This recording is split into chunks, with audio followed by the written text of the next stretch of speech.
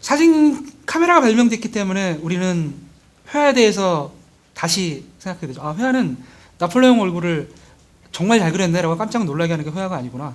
회화는 나폴레옹의 대관식이 있었다는 사건을 기록하는 게 회화가 아니구나. 도대체 뭘 그렸는지 알 수 없는 재현을 포기한 회화를 할지라도 캔버스 자체의 질감이 갖고 있는 아름다움, 캔버스에 묻어있는 유화 물감의 흔적의 아름다움만으로도 우리를 사로잡고 하는 감동을 시킬 수도 있구나 라는 반성을 하게 되죠. 그 반성이 얼마나 옳았었는지 아니면 한때 지나가는 모더니즘의 꿈이었는지 그건 지금 알 수 없게 됐지만 사진 때문에 우리는 그렇게 돌아보게 됐어요. 그러니까 그 전까지 고전주의라고 제가 말씀드리는 건 주로 그 인상파 이전에 앵그르 다비드에서 끝났던 그 어떤 대상을 재현하는 미술을 말씀드리는 거거든요. 그러니까 기록하고 재현하는 그런 미술이 사진 때문에 돌아오면서 끝나게 되고 그 이후에는 그 이후에 사람들이 무엇을 재현하는 것보다 중요한 것은 그 매체 자체가 갖고 있는 아름다움의 특성을 살리는 게 중요하구나 라는 것과 매체를 둘러싸는 관계들을 돌아보게 만드는 게 중요하구나. 그래서 두 개의 큰 현대예술의 길이 시작됐죠. 하나는 형식주의적 모더니즘의 길, 그린버그에서 뉴욕을 중심으로 해서 우리가 잘 알고 있는 추상회화의 길이 시작됐고, 또 한쪽으로는 변기도 미술관에 갖다 놓으면 예술이 되고 게임도 아트센터 나비에다 갖다 놓으면 예술이 되는 그런 사회 속에서의 관계에 있어 아트 월드를 주목하게 만든 다다의 길이 있죠. 뭐 미술사를 강의하려면 한 학기가 필요하겠지만 대략 요약하면 간단한 얘기라고 생각해요. 이건 저희가 잘 아는 미술사거든요. 근데 이 자리에서 해야 될 얘기는 그게 아니겠죠. 그렇다면 그 이후에 일어난 일은 뭔가? 그렇다면 그 이후에 일어난 일이 게임에까지 이어져서는 무슨 일이 일어났나? 저는 그 중간에 꼭 집어넣어서 설명해야 될 분은 백남준 선생님인 것 같아요. 그 다다의 끝에 있고 미디어아트의 출발점에 있는 분이 백남준 선생님이시죠. 네. 아마 우리가 지금 게임을 보고 깜짝 놀라는 것만큼 가정에 TV가 보급됐던 것은 굉장히 놀라운 일이었을 거예요.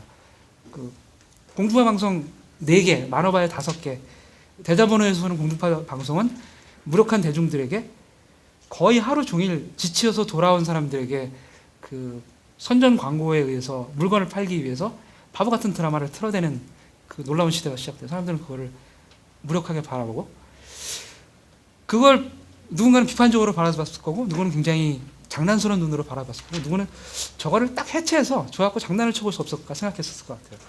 백남준 선생님은 가정에 잘 놓여있던 그 멀쩡한 텔레비전을 떼려다가 로봇을 만들었죠. 가정에 제대로 앉아있을 때 텔레비전을 떼어다 로봇을 만든다는 것은 맥락으로부터 분리시키는 거죠. 원래 TV가 있어야 될 시공간으로부터 분리. 그 다음에 그 분리시킨 텔레비전을 가지고 로봇을 만들었다는 것은 이길 작가라고 담배값으로 로봇 만드시는 분이 있고 제가 모 대학 그 회화과 강의하는데 오늘 본 학생은 철사를 로봇 만들어가지고 근데 그 학생은 아주 명시적으로 보이게 간담을 만들었더라고요. 저도 어렸을 때 틈만 나면 저한테 주어지는 모든 사물로 로봇을 만들었던 기억이 있는데 여기 여자분들이 많으신데 남자들은 로봇 만드는 게 일종의 로망이에요. 아톰 이외의 로망인데 첫째, 강력한 대중매체 상징의 기계를 시공간으로부터 분리해서 재맥락화시킬 것. 그리고 그거 갖고 놀 것. 뭐라고 놀죠? 어렸을 때 우리의 로망을 성취시키는 로봇을 만들어서 놀 것. 저는 그 백남준 선생님이 하신 일이라고 생각해요. 백남준 선생님은 다다가 했듯이 기존의 그 맥락들과 시스템을 혼란시키는 일을 했고 그 다음에 그걸 갖고 놀기도 했지만 이렇게 미디어가 다른 맥락 속에 들어와서 새로운 위치를 차지할 때 일어나는 일들은 뭐냐 하면 기존에 없던 현실이 생기는 거예요. 사실은 TV 로봇이 놓여있는 그 자리는 우리가 나중에 경험하게 될 사이버 스페이스의 예언이었던지도 모른다는 생각을 해요. 그 뒤에 굿모닝 미스터 월 같은 거는 정말 직접적으로 사이버 스페이스의 예언이죠. 그래서 저는 그 모더니즘 다다 이후에 중요한 예술의 화두는 현실 재구축이라고 생각해요. 이따가 우리 신볼 선생님 여러 가지 프로젝트 보여주신다고 아까 약속하셨는데 그 현재의 미디어 아티스트들 작품 보면은요, 이 사람들이 그냥 노는 게 아니라 뭔가를 만들고 있구나라는 느낌을 받을 때가 굉장히 많아요. 이 사람들이 게임이 아닌 것 같은데 게임을 만들고 있네. 그리고 뭔가 관계를 새로 만들고 있네. 이런 느낌이 많이 들거든요. 그리고 이 지금의 아티스트들의 장난에 의해서 시작된 현실 재구축은 어쩌면 우리가 더 늙기 전에 더욱더 많이 우리 현실과 융합될 것 같다는 생각이 들어요. 그것에 썩 만족스럽지 못하지만 강력한 그 예수님 오기 전에 세례요한처럼 그 예언자는 게임인 것 같아요. 저는 현재 게임에 결코 만족하지 못하거든요. 나중에 게임이 분명히 우리한테 이게 우리 현실적으로 밀려들었을 때 엄청난 일이 일어났구나. 텔레비전이 가정에 밀려들어서 우리를 정신 빼겼던 거 그건 아무것도 아닌 것 같은데 우리는 정말 멋진 흰세계에 들어서고 있구나 라는 느낌을 받게 돼요. 지금 말씀드린 것 정리하면 이렇습니다. 그러니까 오랫동안 알타미라 동굴서부터 신고전지까지 사람들은 그림으로 뭔가를 보여주라고 했어요. 사과도 보여주고 나폴레옹 월도 보여주고 미노르 타우스도 보여주고 그러다가 보여주는 거 카메라가 훨씬 잘한다는 걸 알게 돼서 매체를 갖고 놀기 시작했어요. 그 다음에 매체를 갖고 놀다 보니까 이거 갖고 놀다 보니까는 매체를 둘러싼 관계들이 말하자면 형식적 모더니즘은 매체 내부의 논리를 밝힌 거고요. 다다는 매체를 둘러싼 외부의 맥락을 밝힌 거라고 말했어요. 이걸 묶어서 우리 아방가르드라고 하죠. 이 아방가르드는 지금 그 긴 시간을 두고 사실은 현실에 보다 체계적으로 밑바닥부터 영향을 미치는 형태로 복귀되고 있다고 저는 생각하고요. 그 복귀되는데 가장 앞자리에 서 있는 사람은 어쩌면 비엔날레에 등장하는 아티스트가 아니라 게임을 가지고 꿈꾸는 사람들이 아닐까 하는 생각을 자주 하게 돼요. 그렇지만 여기서부터는 제가 게임에 대해서 좋은 얘기를 많이 했는데 제가 게임에 대해서 갖고 있는 불만을 말씀드리고 싶어요. 제가 이렇게 게임에 대해서 많은 애정을 갖고 있고 제 황금 같은 시간을 많이 뺏어간 그 게임 그리고 뭐 돈은 얼마 많이 안 들은 것 같아요. 거의 다 다운로드 받아서 해가지고 그러면 안 되죠. 어쨌든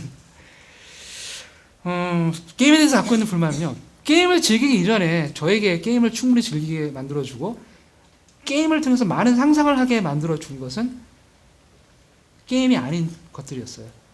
어렸을 때 사실 저희 부모님은 그게 입시에 도움되는 줄 알고 꽂아준 건데 그 벽을 쭉 장식해놨던 세계문학 전집과 한국문학 전집 그 처음에는 야한 얘기 찾아서 읽다가 나중에는 얘기가 재밌어서 읽어서 접했던 문학세계들 그리고 제가 대학 들어갔을 때 막 대학 내 영화운동을 시작했었거든요.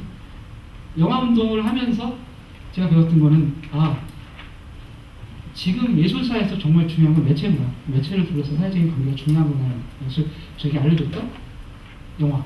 그리고 미술사 전공을 하게 됐을 때 이렇게 많은 사람들이 매체와 사회와 또 형식 실험에 대해서 많은 고민을 했구나라는 걸 알려줬던 회화 조각들. 아마 이런 회화 조각 문학 영화가 아니었으면 과연 게임에 대해서 제대로 꿈을 꿀 수 있었을까 이런 생각이 들거든요. 그래서 제가 게임에 대해서 돌려주고 싶은 건 게임을 사랑하는 만큼 아직 부족해. 정말 그것뿐이야? 그게 정말 게임이 다야? 이런 말을 하고 싶거든요.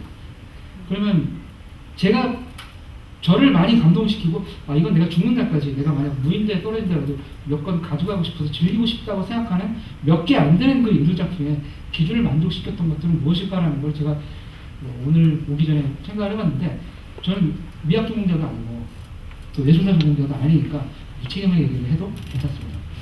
얘기할게요. 우선 예술작품은 공통적으로 감각적인 쾌락을 만족시키기 틀림없어요. 만약 이 부분이 빠지면 빠진 예술작품을 본 적도 없지만 감각적인 쾌락을 만족시키다 실패한 작품을 봤지만 어떤 예술작품이든지 그 뿌리에는 감각적인 쾌락을 만족시키고 거기에는 형식 구성의 원리가 들어있어요. 그래서 우리가 추상 그 표현지 회화를 봐도 뭔지 알 수는 없지만 즐거워요. 이건 우리 딸도 그릴 수 있어라고 말하는 사람도 붙들고 솔직히 물어보세요. 근데 사실은 뭔지 몰라도 뭐가 있는 것 같죠. 그렇다고 얘기해. 그게 아마 형식적인 아름다움에서 오는 거라고 저는 생각해요. 그리고